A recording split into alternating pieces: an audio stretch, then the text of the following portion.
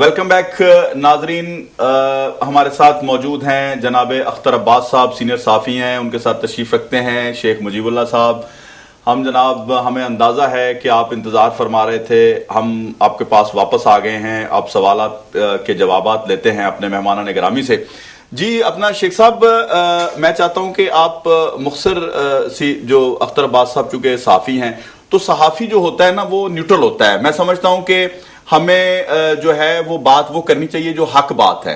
अब एक party popular हो रही है, उसने आना है, जिस तरह से नून लीग को हम तनकीद का निशाना बनाते हैं, जिस तरह से पीपल्स पार्टी को बनाते हैं, एएनपी को बनाते हैं, मौलाना फजल रहमान साहब को बनाते हैं, नाम तक लोगों ने डाल दिए। अभी तो तहरीक इंसाफ के ऊपर बहुत होला हाथ रखा हुआ है साफियों ने, बल्कि मैं तो समझता हूं साफी प्रमोट करने में लगे हुए हैं।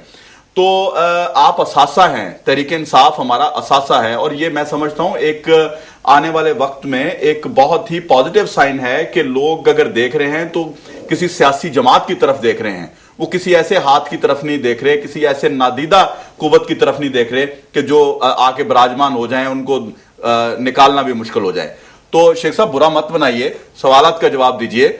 आप बताइए कि एक तो शाह महमूद कुरैशी साहब के टिकट्स देने पे बात हुई, वो आप अगर आपको ज्यादा पता है, ज़ाहिर आप पार्टी के अंदर से हैं, अब ये नहीं पता कि आप पीपल्स पार्टी जैसा सलूक करते हैं जैसे सफदर अब्बासी के साथ हुआ या रजा रब्बानी के साथ हुआ, आपके साथ कैसा सलूक है तहरीक इंसाफ का, वो तो आप जानते हैं, मोहब्बत आपकी है। तो आप बताना पसंद करेंगे ये जो सवालात इन्होंने उठाए हैं दो तीन? देखें जी, इनके थैंक यू वेरी मच। वैसे सवाल तो पता नहीं कहाँ रह गया, इतना लंबा आप उसका इंट्रो दे दिया आपने। लेकिन जहाँ तक शाह महमूद साहब का ताल्लुक है, नहायत काबिल, पढ़े लिखे, शाइस्ता और जहाँ दीदा शख्स हैं। अगर उनको ये स्लॉट्स दिए गए थे तो कम से कम मुझे पता है कि वो मेरे से बहुत बेहतर आदमी है, तो उनको किसी सियासी खूबी के कह लें या किसी ऐसी वजह से नहीं दिए गए थे कि वो इस काबिल नहीं थे। काबिलियत का म्यार जांचा गया और जो बेहतर समझा गया वो उनको उधर रखा गया। ठीक है, क्या आने वाले दिनों में उनकी परफॉर्मेंसेस के मुताबिक ही काम होगा? Of course one has to show itself, a person has to show merit. लेकिन अल्टीमेट अथॉरिटी आप बार बार कंफ्यूज हो जाते हैं, वो वाइस चेयरमैन तो हैं, शायद चेयरमैन नहीं है। चेयरमैन तो इमरान खान साहब हैं और सिलेक्शन ऑफ द इंडिविजुअल्स भी चेयरमैन इमरान खान साहब ही करेंगे। लेकिन कभी मियां अजहर भी जो थे काफ लीग के वो आप उनके साथ देखा ना, वो आए किस तरह थे, उन्होंने 15 साल सियासत नहीं, उस तरह नहीं, no no no no no no. फिर आप मैं कुछ आप देखिए ना, कदीर खान साहब की स्टेटमेंट सामने, आप खुद ही बात उधर ले जाते हैं, मैं क्या करूं। मैं चाहता हूं कि अब हम थोड़ा सा फोकस करें। कौन कदीर खान? मैं डॉक्टर कदीर खान, डॉक्टर अब्दुल कदीर खान आपके। अरे वो तो अपनी फैकल्टी में भी बेचारे उस म्यार पर नहीं रहे इज्जत के जो कि कौम ने उनको अता किया था। ये ज्यादती है और दुख वाली बात है, दुख वाली बात है, मेरे लिए भी दुख वाली बात है। लेकिन एक बात मैं कहना चाहूँ, मैं बात अपनी कर लूं पूरी, तो फिर आप कह दीजिएगा। इनको जरा कर लेने दीजिए बात। आपको समझना चाहिए, बार बार आप कह रहे हैं क्रिटिसिज्म, आपने हाथ हल्का रखा हुआ है। आपने हाथ इसलिए हल्का रखा हुआ है कि हम लोगों ने आपके साथ बुरा क्या किया। कौम के साथ हमने अभी तो मौका नहीं हमें मिला, जब मौका बुरा करने का इरादा है तो बुरा करने दो बाबा, फिर हाथ अपना जो है ये एहसान मुझ पर धरना, पहले बुरा तो करने दो। बिल्कुल सही बात। नंबर एक, हमारा जो ट्रैक रिकॉर्ड है, पीटीआई का ट्रैक रिकॉर्ड है, आप खुद देख लीजिए। पाकिस्तान में एस्टेब्लिशमेंट के मुतालिक है कि वो पार्टियां बनाती है। पीटीआई आप खुद भी मानते हैं कि उसमें ओल्ड गार्ड भी है, उसमें डेडिकेटेड और हार्डकोर पीटीआई के लॉयलिस्ट भी हैं। इमरान खान खुद देखें, शमसी साहब आपको इंकशाफात का शौक रहता है तो आज मैं आपको बता दूं। बिल्कुल ठीक है जी। 2008 में जरदारी साहब ने एक साल में 6 माह के फर्क के साथ 2 दफा सेनेट की हमें ऑप्शन दी। मैं अब एक जाती बात बता देता हूं, मैंने जाकर अर्ज किया जी हमें ऑप्शंस आई हैं 5 से 6 सीट्स के लिए, शुड बी एक्सेप्टेड, या बात आके चले।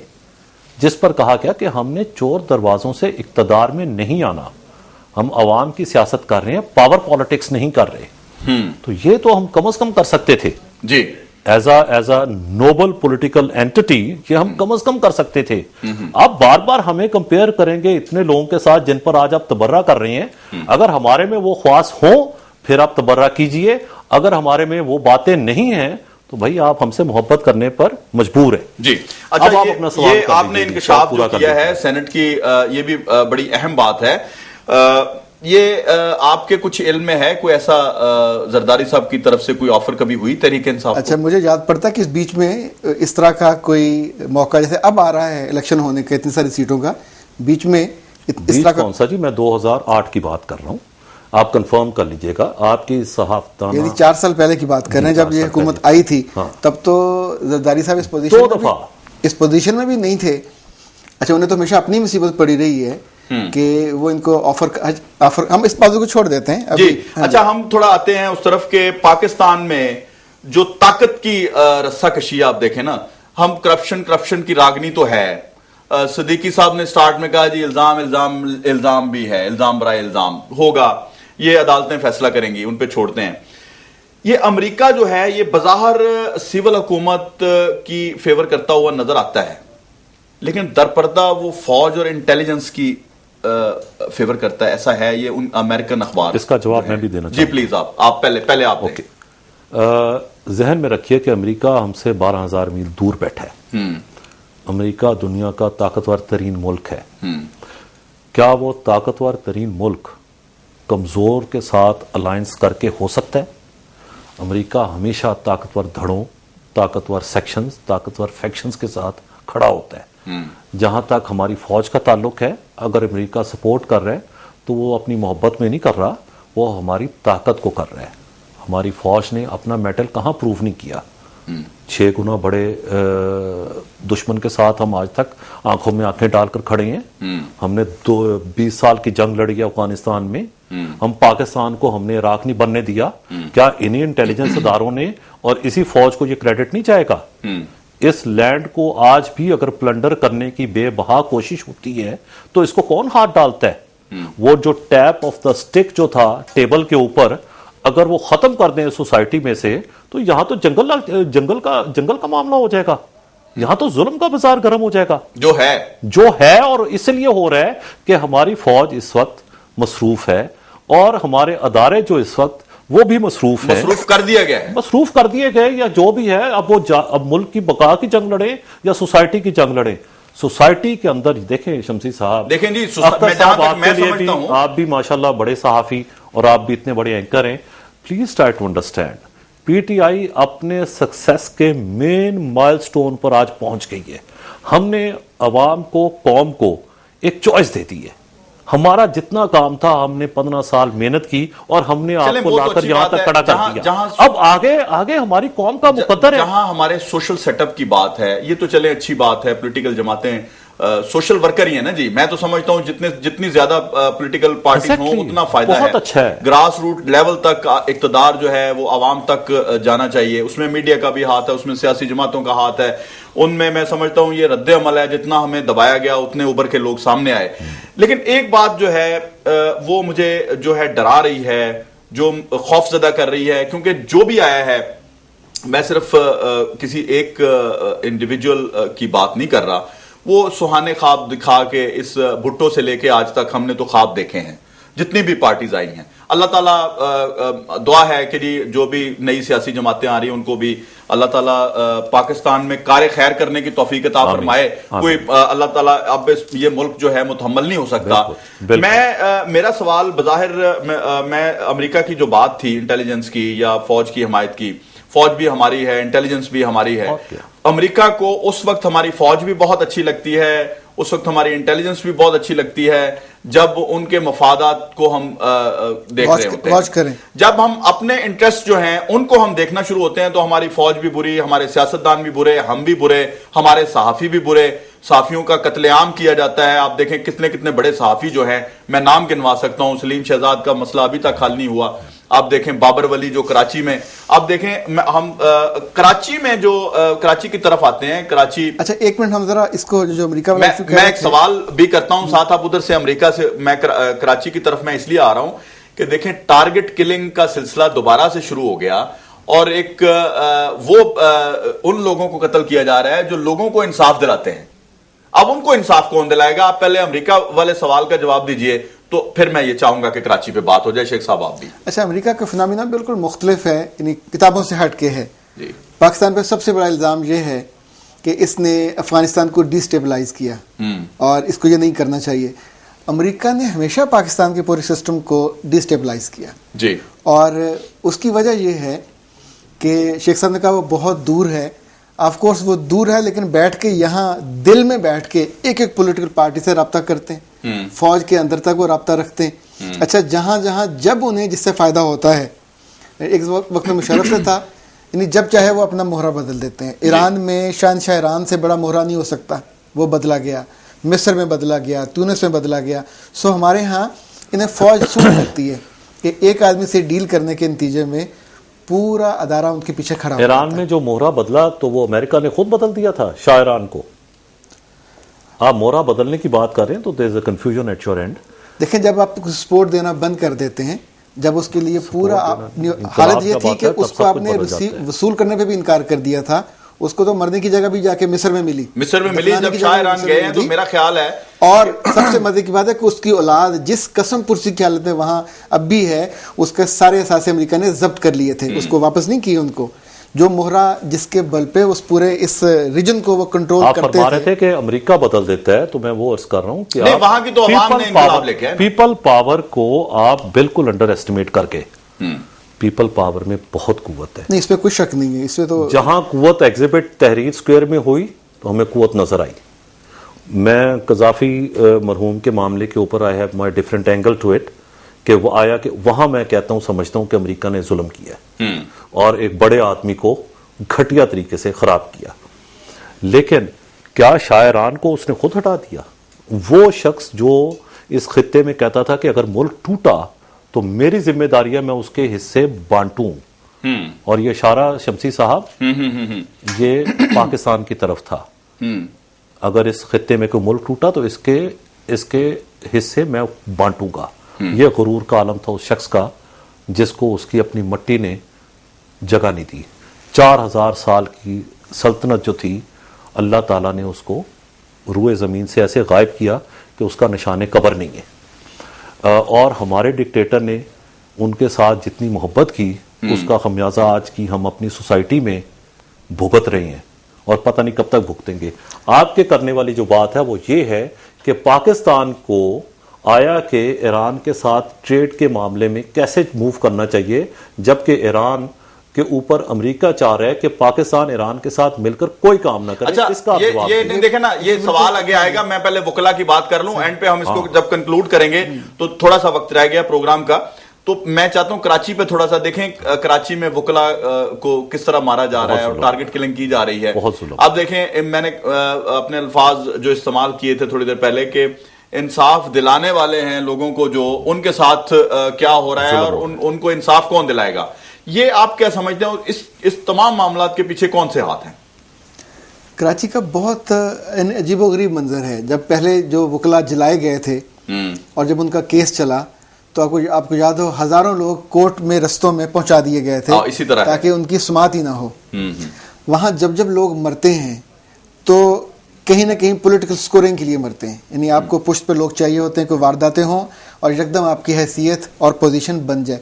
اچھا, یہ نون لوگ ہیں, وہاں 3-4 گروپ جو تھا وہاں ہے ہی کوئی نہیں ہے, اور ان گروپس کی جب ضرورت ہوتی ہے, یہ ایک لوگوں کی کاسٹ پہ, لوگوں کی جانوں کی کاسٹ پہ جو ہوتا ہے, جو لوگ مر رہے ہوتے ہیں ان کو بھی پتا ہوتا ہے, جو دیکھ رہے ہوتے ہیں ان کو بھی پتا ہوتا ہے, اور جن کے سامنے یہ سب کچھ ہو رہا ہے ان کو بھی پتا. لیکن بدقسمتی یہ ہے جنہوں نے پکڑنا ہوتا ہے وہ ان کو نہیں پکڑتے, جنہوں نے انصاف دلانا ہوتا ہے یہ روتے رہیں گے, ان کے عورتیں ان کے بچے یتیم ہوتے رہیں گے, لیکن انصاف دلانے والے. اچھا, وہاں تو کبھی کوئی پارٹی یہ بھی نہیں کہتی کہ وزیر اعلیٰ کو استعفیٰ دے دینا چاہیے, گورنر کو ریزائن کر دینا چاہیے. جتنے لوگ مرتے ہیں کبھی کسی نے یہ مطالبہ نہیں کیا. اور پنجاب میں ایک چھوٹا سا واقعہ ہو جائے تو وہ ٹھیکیدار بن جاتے ہیں. نہیں, یہاں تو وہ بیچارہ مچھر کو آ جائے کہیں باہر سے تو اس کا الزام بھی لگ جاتا ہے. ڈنگی برادر, ہاں جی, یہی کہنا چاہ رہے ہیں. بالکل یہی. اوکے, اچھا, بہت ناانصافی کرتے ہیں. ہم اکاؤنٹیبلٹی پہ بلیو کرتے ہیں. کراچی والے اپنے ابھی سول رائٹس کے اندر پیچھے ہیں. شیخ صاحب بالکل درست بات ہے.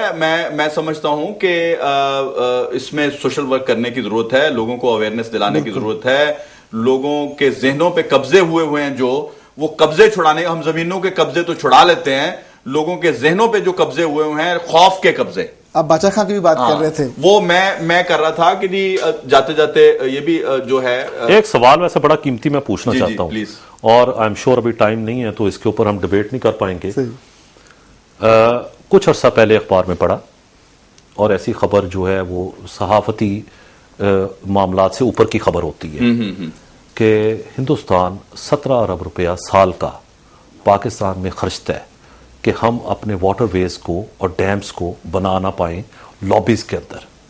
اس کے اوپر آپ جیسے گناہ مکش لکھاری کو اور اینکر کو پروگرام کرنا چاہیے کہ وہ 17 ارب روپے کے ریسیپینٹس کون ہیں, اور ان کی نشاندہی ہونی چاہیے. اب تو ثابت بھی ہوا جو جماعت جو تھے کمشنر, لینڈ کمشنر تھے یہاں کے, وہ تو ویسے وہ تو تھوڑا سا وہ تو بیچارے کی اصلی کیا تھی, وہ تو ایک مورا تھا نا, مورا تھا. لیکن بات ان کی آپ کی بالکل بجا ہے, اس کے اوپر بھی آپ پروگرام کیجئے. بالکل پی ٹی آئی جب کبھی اقتدار میں آئی, دیکھیں پلیز آپ کیوں نہیں سمجھ رہے, پی ٹی آئی کو باقی سیاسی جماعتوں کی طرح آپ اس کو اکٹھا نہ کریں. شیخ صاحب ہم دعاگو ہیں, آپ دعاگو نہیں, آپ کی ضرورت ہے پی ٹی آئی کا. اللہ تعالیٰ ہماری قوم پہ اگر اس صورت میں رحم کرنا چاہتا ہے, ہماری قوم کو سیدھا رستہ دکھانا چاہتا ہے, کوئی مسیحا آئے اس ملک کو اور آپ کھل کر تنقید کیجئے. پی ٹی آئی آپ پی ٹی آئی کی آپ اونرشپ لیجئے. اچھا دیکھیں جی, میں یہاں بات کروں گا کہ اسفند یار ولی صاحب کہتے ہیں کہ ہمارے خون سے اگر امن آ سکتا ہے تو میں اپنا سر پیش کرتا ہوں.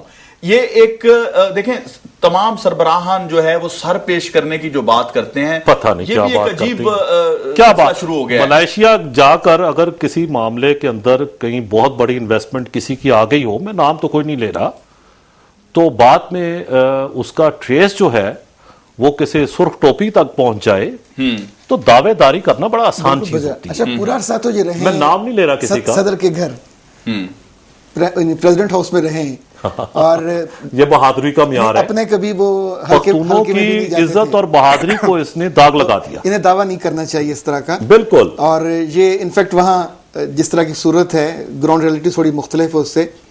ابھی انہوں نے باچا خان کے نام پہ پشاور ایئرپورٹ بھی رکھ دیا ہے, اور اس پہ بھی وہاں لوگوں کو بہت ریزرویشن ہے کہ باچا خان نے تو یہاں دفن ہونا پسند نہیں کیا, اپنی قبر تک انہوں نے وہاں بنوائی افغانستان میں. تو یعنی وہ جو بیانات متنازعہ جو بعض پالیسیز ہوتی ہیں اس پہ لوگ, کیونکہ لوگ صرف وہاں وہ نہیں ہیں جو سرخ ٹوپی پہنتے ہیں. مطلب اچھا اس میں تھوڑا سا یہ ہے کہ چونکہ پروگرام کا وقت قلیل ہوتا ہے, اس میں تمام موضوعات جو ہیں ان پر بات نہیں کر پاتے. شیخ صاحب نے ایک بہت اچھا پوائنٹ اٹھایا ہے جو انڈیا کے حوالے سے ہے. میں چاہتا ہوں کہ ہم اگلے پروگرام میں اس پہ ڈیبیٹ بھی کریں, اور یقیناً کریں گے. اور میں چاہتا ہوں اپنے پروگرام میں کوشش کرتا ہوں کہ میرے جو مہمانان گرامی ہوتے ہیں ان کی طرف سے کچھ 10-10 سیکنڈ کا ایک چھوٹا سا میسج عوام تک چلا جائے. وہ آپ کوئی جناب شیخ صاحب آپ کیا کہنا چاہیں گے؟ میں کہنا چاہتا ہوں جی کہ ہم بھی انسان ہیں, پی ٹی آئی سے غلطیاں ہوئی بھی ہوں گی بھی, آگے بھی. ہماری انٹینٹ جو ہے اس کے اندر ہم نے سوائے عوام کی, پاکستان کی قوم کی بقا کے علاوہ ہمارا کوئی مینڈیٹ نہیں ہے. تو ہم ہماری غلطیوں کو صرف نظر کر دیں اگر کوئی ہے تو. ہم نے اقتدار میں صرف اقتدار کے لیے نہیں آنا, باخدا ہم آپ دیکھیں گے جب کبھی وقت آئے گا ہم اقتدار کے لیے نہیں آ رہے, ہم آ رہے ہیں صرف پاکستان قوم اور اس ملک کے لیے. اللہ کرے. جی جناب. چونکہ آغاز کا کرپشن سے ہوا تھا تو میں بہت دل سے یہ چاہوں گا کہ کرپشن کے معاملے میں بطور قوم, بطور فرد, ہم سب کو اپنے اپنے دائرے میں اس کو روکنے کی کوشش کرنی چاہیے, اور جہاں جہاں ہمارے بس میں ہو ہم خود بھی اپنے آپ کو روک پائیں, کیونکہ یہ سرکل تبھی بڑا چلتا ہے. یعنی کوئی کرپشن کرنے والا باہر سے نہیں آتا, یہ سب اندر کے لوگ ہوتے ہیں, ہم استعمال ہوتے ہیں. جی ناظرین, آپ نے دیکھا میرے ساتھ تھے جناب اختر عباس صاحب اور شیخ مجیب اللہ صاحب, اور پروگرام کے ابتدا میں ہمارے ساتھ تھے صدیقی صاحب, انفارمیشن سیکرٹری پاکستان پیپلز پارٹی پنجاب سے. میں اپنے مہمانان گرامی کا شکریہ ادا کرتا ہوں. ناظرین, اللہ تعالیٰ اس کرپشن کی جو ہمارے دیمک لگ چکی ہے, ہمارے مناصل قوم میں سمجھتا ہوں ہم کرپٹ ہو چکے ہیں, اللہ تعالیٰ ہمیں اس تمام جو عذاب ہے اس سے نجات دلائے, اور کوئی مسیحا بھیجے جو ہمیں ان تمام, ویسے تو ہمارا اپنا بھی فرض ہے ناظرین کہ ہم اپنے ارد گرد اور تمام جو کرپشن سے بھرے سجے ہوئے معاملات ہیں ان کو ہم لوگوں کے سامنے لے کے آئیں تاکہ کرپشن کو بے نقاب کر کے ختم کیا جا سکے. میں ناظرین اب چند اشعار کے ساتھ پروگرام کا اختتام کرتا ہوں کہ اپنے غموں کا بوجھ کہاں تک اٹھائیں گے, ہم الجھنوں کی بستیاں کب تک بسائیں گے, واہ ہم مشوروں کو بوجھ سمجھتے رہے اگر, کس طرح سازشوں سے گھروں کو بچائیں گے. واہ. اپنے میزبان جواد شمسی کو اجازت دیجیے, اللہ حافظ.